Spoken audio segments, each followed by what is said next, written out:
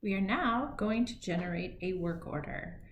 When you open up the app, it will land on whatever page you finished on the last time you had the app open. So right now, as an example, we're in the proposal generation application. To generate a work order, we need to click on the upper left 3 bars and go back to our app launcher.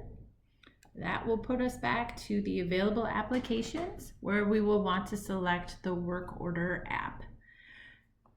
You'll see work order generation. Again, it's going to be syncing up to allow your application to work offline so you can collect data when you don't have cell service.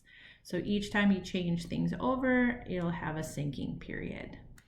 When you get into the work orders, you're going to go to the bottom and select new work order.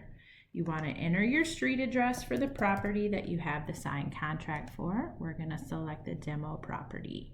You'll need to answer some questions about the scope of the project. Do the crews need to run a pre-blower door? Maybe this was only a quote, so a blower door wasn't done. If it was an audit and you have the pre-blower door number, then you can select no, but they need to run a post. Will the client be out of town and you need to account for a lockbox? Yes or no. Will there be subcontractors on the project? If any gas leak checks are required on the tail end because of repairs that were made, and will a dumpster need to be included as part of the scope?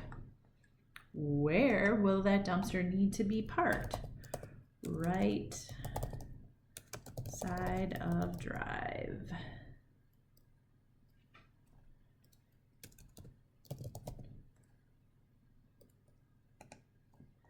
Hit next, and then information that's required for the kickoff. The kickoff is typically where we include information to process missing rebates or financing or other program required documentation. Did this home, as an example, include a Michigan Saves loan? Yes or no? No. What's the area and volume of the property? It will have some default values, but you will need to update that, especially if you did not do a pre-blower door on the house, as an example. What's the area of the basement?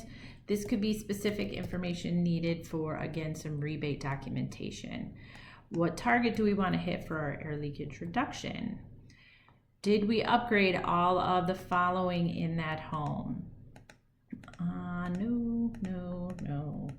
No. For this scope of work, we'll say no. There's no overhang included. And what ductwork percentage is outside or inside the envelope? For this particular home, we'll say 100%. Hit save. It's going to sync up. And then we should see our work order up here at the top. You want to select that item and then say generate work order. Select the photos that you want to have included in that work order for your crews and for your internal use. So exterior pictures are always helpful for the crews, but let's say there was a particular area that needed a highlighted picture for them, either in the rim joist or a unique area that you took a photo of specifically to give to the crews. So make sure you select that item. You're going to hit done and then hit save. That will generate a PDF work order emailed to the user. You can push that through by selecting the upper right arrow if you want to push through the syncing. Once this is complete, that work order should be in the